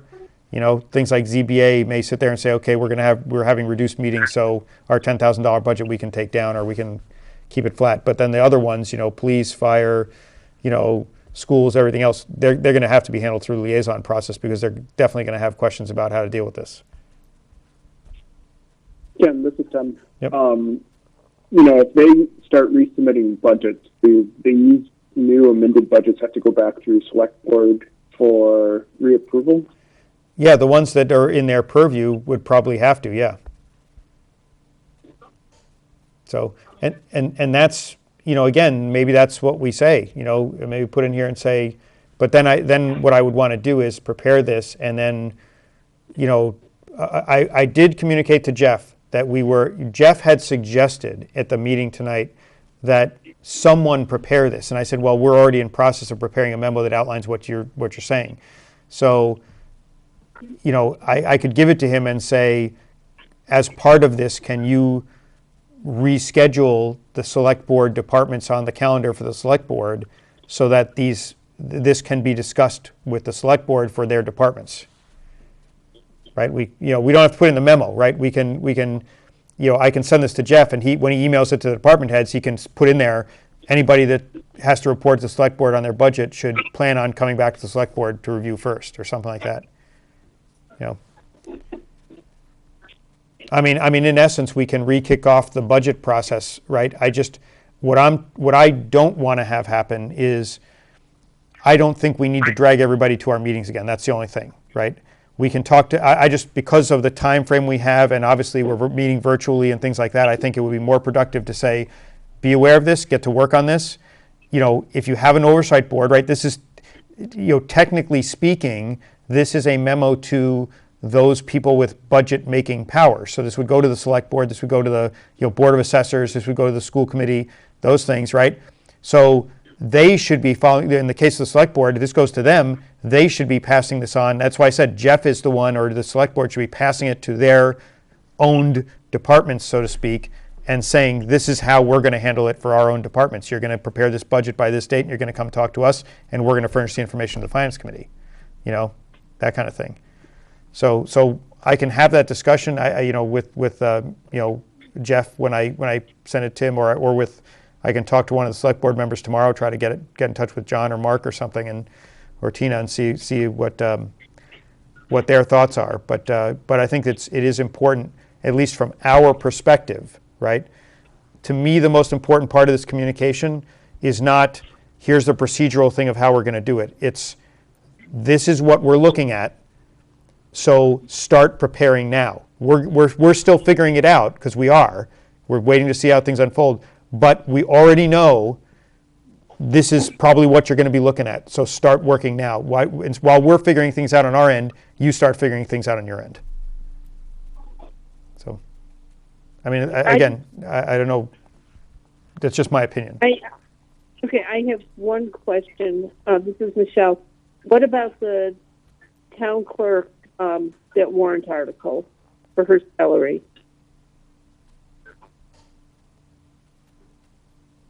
Well, I think that if we are going to take the attitude that we maintain zero, right? I don't think, my take on that is, if we were to hold that adjustment up, we should undo the adjustments we did last year. Right. So, meaning like I don't think it's necessarily fair to then say, okay, well, because we had to take this procedural action on in your case, that we now withhold yours, but we let everybody else stay where they were, right? I think I think there is I don't necessarily think we want to go there, but I'm saying that I think there is a valid argument to be made that says, hey, these increases were higher than what we expected and so forth, and then given the current situation, we want to take them back. But I think that we all agree that that's a very difficult thing to do at this point. And if that's what we think, if we were not going to take those back, then I don't think we can basically, put it bluntly, screw the town clerk because of a procedural issue. Right. So there's fairness. We need to right the wrong. Yes. Right. It's fairness. Okay. Yeah. I just want to make sure that's the exception to the warrant article. Yeah. Listed. Okay. And one thing I would say is, even if we end up in a situation that is so bad that we have to cut people's hours, we still adjust the salary and then, in theory, right, take it back in hours. At least that way, when we go back to, and I don't think, when we go back to normal, salary is what the salary is. It's just that now you're not reducing hours. Yeah.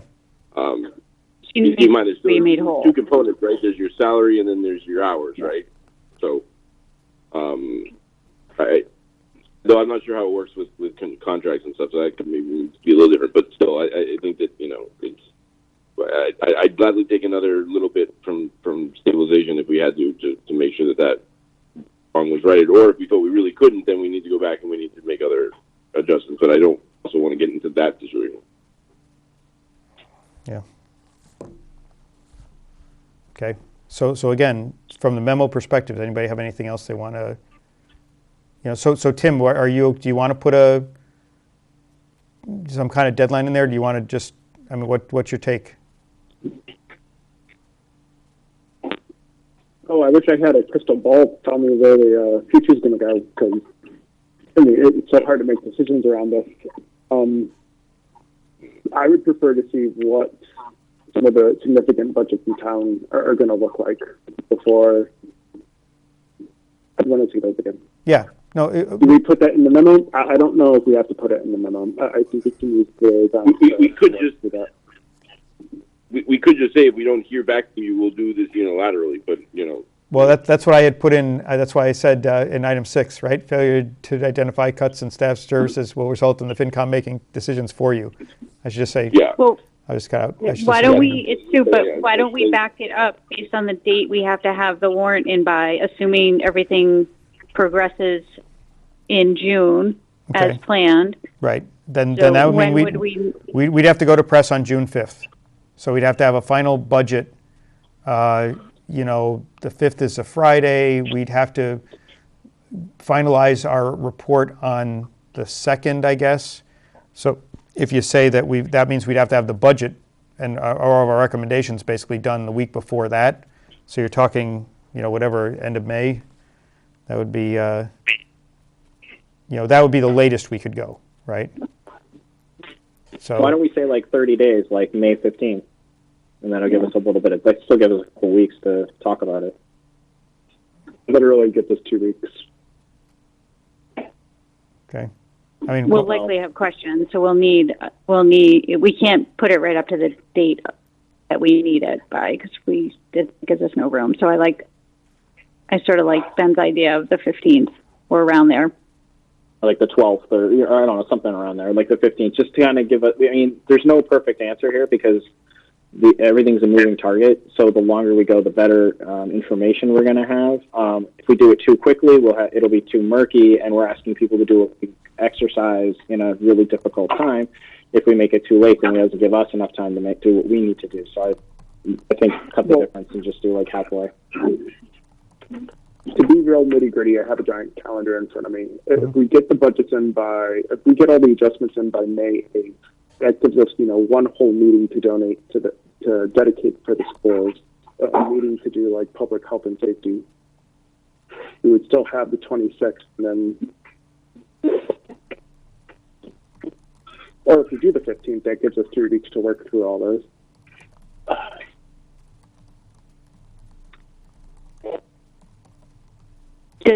Have any of the 3 liaisons to the school been in contact with them as to when they're coming back with a revised plan? We will be talking with them about that tomorrow. We had some discussions on it last week, but we hadn't. There were other issues we discussed last week, so tomorrow we'll be discussing more of this memo. But we've been talking to them regularly about the fiscal picture. They're well aware that this is coming. So now as far as the actual date, no, we haven't sat there and said we need to know by this date because we hadn't had this discussion yet, right?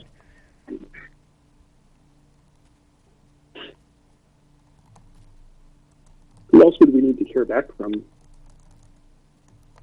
Who would we want to hear back from? Well, I mean, to your point, Tim, I think that what do you mean hear back from on these budgets, right? We know the big budgets we're going to want to hear from, right? So I think that goes without saying. So, and that's why I said those budgets will be following up to the liaisons, right? We're obviously, Dan, Michelle, and I are in communication with the schools. You and I will talk to the police chief, and Chief Cassidy's actually on this call, so he's hearing all this firsthand. So, okay. So is there any? One thing, Ken, I have one other thing. So as we went through some of the budget season, some of the numbers weren't correct, and they were. I would just ask that as the departments go back, I think we have to be mindful. Like, we don't want it to turn around in the next year, be looking at a bunch of things that are going to go over. So I just think we have to be mindful that the budgets sort of need to be corrected for whatever they were in 2020. Okay, so say you broke up for a second there, Sue. So you said what? You want to? Sorry. I just want to make sure. I mean, we had asked a couple of the departments to come back with realistic budgets because there was a lot of talk about moving money from, expenses from one area to another area. And so I want to get the right information that we get back. Okay, so tell me what you'd like me to put in here. If that's, or I is- don't know. And okay. there's probably nothing. It's probably more just, I don't know that we can, and maybe it was just a couple of them that we had asked them to come back to us on with a revised budget that had the right information. I don't know that what we saw was correct. That's what worries me. Maybe it's not big dollars and swaying in different areas, but what we saw wasn't correct. So that just worries me a bit with us. Well, I would say let's just make sure that everybody meets with their liaison assignments. And I don't mean virtually meets, obviously, but because I think that's what has to happen, right? We all went through this budget process over the last 10 weeks or whatever. We all know where there were holes and where they need to be fixed, and this is independent of that in the sense that this is being caused by a separate event. But there's no reason why we can't plug those holes at the same time. So. Perfect. Thank you. I mean, that's why I said I mean, personally, I'm trying not to obsess over the minutia because I from all my experience over the years, I know what this is going to trigger. It's going to trigger a lot of questions. It's going to trigger, I mean, I will tell you just from my experience so far, right? Just a few weeks ago when we said, hey, cut non-essential, stop non-essential spending, right? That immediately triggered a bunch of emails that I got from people saying, hey, well, can we do this? Can we do this? Can we do this? And I said, well, it's not my decision, but you have to evaluate. Is this an essential? Is this something we need to do now? So I would be completely shocked if we sent this memo out and then all of a sudden we just got a bunch of budgets. We're going to get a bunch of questions. We're going to have a bunch of people asking us what this all means. And that's fine, because then that's when we meet with them and say, okay, let's talk about what's going to happen here. Ken, you should send out the liaison list so people know who's the liaisons. Okay. I'll attach it to the thing again.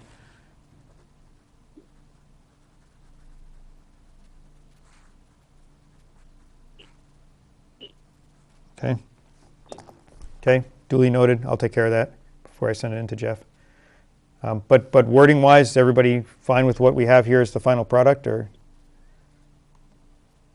I mean, yes. I mean, Can we take a vote? Yeah, I'm saying so then I'll take a motion to approve the memo to be sent to department heads and boards. Mr. Maxwell making a motion to approve the memo to be sent to department heads and oversight board. Second by Dan. Okay, hold on. Okay. Do I hear any? Let's have any debate on that. Hearing none, we'll proceed to a vote. All's in favor. Now remember, this has to be a roll call vote, so I'll go through the roll. Ms. Zemer? Aye. Mr. Alfred? Aye. Mr. Maxwell? Yes. Ms. Nersessian? Aye. Mr. Sparrow? Yes. Mr. Murphy? Yes. Okay, and I vote aye, so that is approved. Okay, so that's the major action of tonight. Is there anything else we need to deal with? I'm trying to think. I don't think I had. I seem to remember something I wanted to bring up, but I didn't write it down in my notes here. So it obviously wasn't. Should we talk about important. minutes? Yeah, we can talk about minutes. That's what I was going to say. I didn't get the chance to get the list. Do you happen to have it, Ben? Did you do any look at that?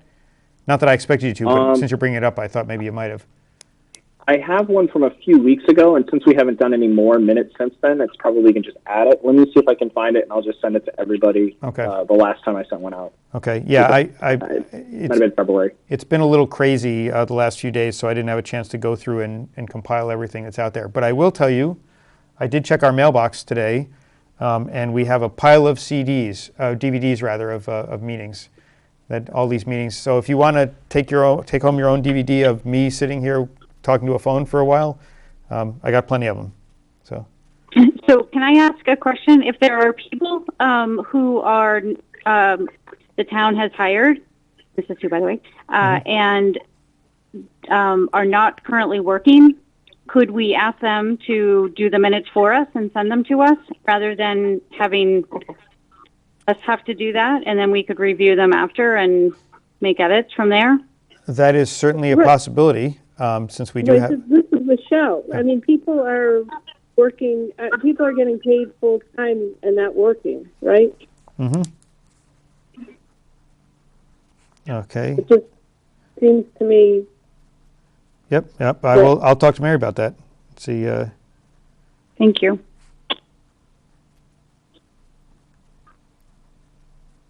Okay. Okay. Any other items that we need to discuss tonight? Okay. And just as an FYI, right, I did not, as I explained in the email I sent out to the committee earlier, I did not get an updated warrant, so there's nothing to discuss in terms of changes from the warrant we had before. I know that they started discussing changes, but my understanding is that they did not formally change the warrant to send to us yet. So we don't have any new information there yet. Oh. Yep. Oh, Michelle, before we make a motion to adjourn, if Cassidy is still there, does he have anything to tell us? Yeah, well, that was the last thing I was going to do. I was going to stop sharing so I could go see what's going on here. Because when I share, I can't see everybody. Okay, so Chief Cassidy, are you on the phone? I am. Okay, would you like to give us your weekly update on how things look? Absolutely. We're still not at surge. The current projections actually have pushed out the anticipated peak resource use in the Commonwealth of Massachusetts to as possibly late as the 28th of April.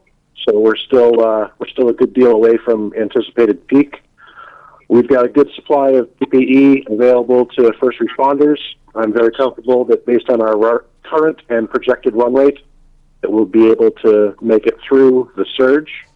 Not a lot of expenses in the last week related to the COVID response. There was a slight expense for technology to get a speakerphone to give better audio quality for some of the conference calls that we're doing, generated from the town hall, and then just ongoing food service costs for the schools and the community for those with food insecurity. But in terms of major expenses, it was pretty minimal. Okay. Chief, this is Vin Murphy. Did you say the 28th? They're moving it from the 20th to the 28th now? The surge? Yes. Early on it was the 12th, then it was the 16th, then it was the 18th, and when I checked earlier this evening before I sent my memo to the select board, it was now pushed out in the Commonwealth of Massachusetts to the 28th for peak resource utilization in the Commonwealth. But isn't that a good thing, right? That means that the distancing measures and the stay at home is working, right? Because presumably the further out it goes, the lower the peak is.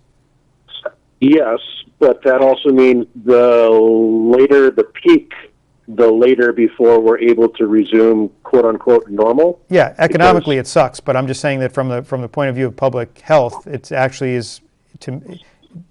Am I right in saying that means that the measures we're taking are working in the sense that it's flattening the curve? The measures are absolutely working, which means that it's delaying the impact of the hospitals being slammed. The problem is, based on the new number of cases that we're still having now, if we're still more than a week out from peak, our peak numbers are going to be very, very high. And there's been tons of people out. I mean, on Saturday when I was out on Highland Street running, there were more cars than we normally have on a Saturday with people going to soccer. I counted 100 before I had run 10 minutes. I mean, it was ridiculous. Yeah, the school sent out another update to folks using their Bright Arrow communication system today. From the school nurses, I had the opportunity to do a little bit of editing before it went out to make sure we had consistent messaging. Just reminding people that we realize it's hard to be cooped up, but you've really got to make sure that you take precautions if you decide to go outside and recreate with the weather getting better. Yeah. So, Chief, how are we looking? I mean, I think last week you said there were 16 confirmed cases, several had recovered, one death. I mean, is there any new information on the town? Sure. So right now we're at 18 positive cases. We've had, we've had 11 who have been cleared from quarantine. We still are just at the one fatality, which means we're down to 6 active cases in the community. So, Chief, are those the cases? Did you say last week that you don't test everybody? So people may have it, but you're not testing. You're only testing certain people. Did I mishear that? So testing still continues to be a challenge in the Commonwealth, and it is very likely that there are people in the community who either are asymptomatic and don't know that they have the disease, or people who have mild symptoms who are obeying the stay-at-home advisory and therefore have not gone to get checked. So the numbers are lower than our actual experience, but we don't know exactly how much lower they are. Right. Yeah. Just for anybody who's watching at home, just saying we have 6 active cases doesn't mean that everybody can pretend it doesn't exist, right? It's probably circulating in the community. We're just not testing everybody to find out. Oh, absolutely. And the guidance from the Department of Public Health is that we should assume that it is in any long-term care facility. So anytime the ambulance responds to our nursing home or any of the group homes that we have in town, our personnel are completely gearing up in PPE, gown, gloves, mask, and eye protection, because even if the caller tells us the patient that we're going to transport has no flu-like symptoms, no difficulty breathing, no fever, the assumption is still that it is there in the nursing home or the group home. Yeah. Okay. So keep washing your hands, people. Okay. Anything else, Chief? No, just fortunately, the last of my supplies are that I've ordered are expected in partial shipment tomorrow, and then I should get the balance next week, which again is just-in-time inventory for the anticipated surge. Okay. Obviously, let us know from the financial side if there's anything we need to do to help you out. So. Absolutely. Thank you. Okay. Anybody have anything else? Thank you. If nobody has anything else, I'll entertain the motion, since I have to go home and disinfect now. Motion to adjourn. Second. Okay, that was Dan Alfred making the motion, and I heard both Sue and Tim second that, so you can fight it out over who gets the second. Okay. Okay, that's not subject to debate, so we'll proceed to a vote. All is in favor. Roll call. Ms. Ziemer? Aye. Mr. Maxwell? Aye. Mr. Alfred? Yes, sir. Mr. Sparrow? Yes. Ms. Nersessian? Aye. Mr. Murphy? Yes. And I vote aye. Therefore, we are officially adjourned.